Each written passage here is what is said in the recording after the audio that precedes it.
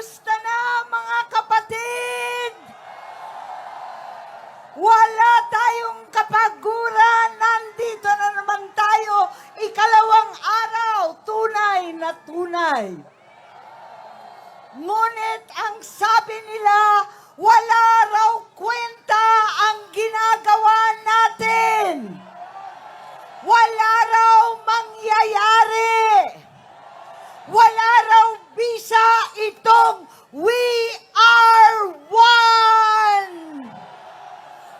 Ngunit dyan sila nagkakamali. Alas 7, aalis ang Pangulo patungong Canada. Areglado na daw tayong lahat. Wala na raw problema sa katarungan at katotohanan.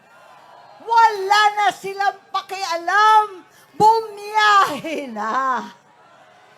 Ngunit ako ay naniniwala na ang mapayapang protesta ay nakaukit sa puso ng bawat isa sa atin. Mapayapa man at walang imik yung iba, kasama pa rin natin dito sa EDSA. Kasama ng Iglesia ni Cristo. Narito ang daing ng bawat Pilipino, ng bawat mamamayan na naghihirap at nagdurusa. Naniniwala ko na pakikinggan ng pagsamba at pananampalataya natin. Hindi kailanman natutulog ang Diyos. Ang Panginoon kasama po natin. Kaya't nais kong magpasalamat ng taus-puso sa mga nanguna nanindigan ang ating mga kapatid sa Iglesia ni Cristo. At anuman ang simbahan o paniniwala, samahan po natin ang ating mga kapatid dito. Nananawagan ako sa kauna-unahang kinulong, inapi, sinugod, KOJC, sumama kayo. Alang-alang sa mahal nating Pastor Kibuloy. Sumama po kayo, lahat ng ating mga Romano, ang mga Kristiyano at Evangelicals, alam ninyo na ito ay tama. Ito ang tunay na katarungan. Umalingaw-ngawang inyong pastoral letter sa bawat sulok ng ating kapulungan. Alam natin na ito ang kinakailangan, transparency at hustisya. Sa ating mga kapatid na Muslim, punta na kayo rito. Hindi lang DTS ang welcome dito. Lahat ng mga kapatid na Muslim, na mga bigo sa pangako ng halalan, bigo pa rin sa tunay na kalayaan para sa BARM at sa buong Muslim Mindanao. Halina't magkaisa, we are one!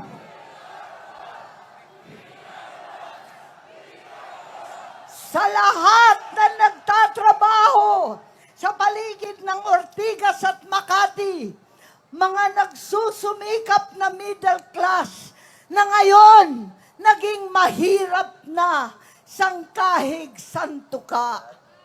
Sumama kayo, ang karamihan ng mga Pilipino na mahirap at nagdurusa, walang trabaho, walang pagkain.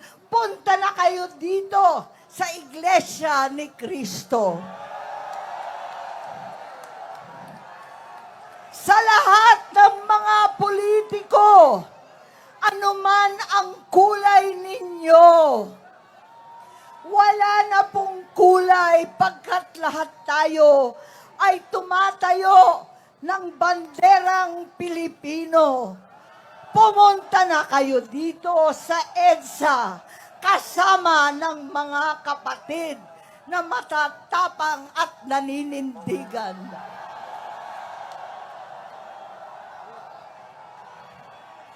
Pati na rin ang mga dating loyalista, Ilocano, Bisaya, taga Maynila at Katagalugan, mga bigo at laslas ang puso katulad ko. Hindi itong katiwalian, itong kabugtutan ang ating inasahan. At tulad ng sigaw ng tatay ko, ng tunay at iisang Pangulong Marcos noon, dekadang nakalipas, we are one Philippines, isang bansa, isang diwa. Magkaisa tayo kasama dito sa pamumuno ng Iglesia ni Cristo. Magkaisa tayo, hindi lamang upang ipagtanggol ang mga senador, hindi lamang dahil kay Robin, kay Jinggoy na nakakulong, kay Alan, sa lahat sa amin na pinatawan na ng kaso, higit sa lahat ng ating minamahal na kapatid, Senator Rodante Marcoleta, na alam ko naman, kayang-kaya niyang ipagtanggol ang sarili sa mga kabugtutan, kabalbalan, kalokohan na pinataw sa kanya.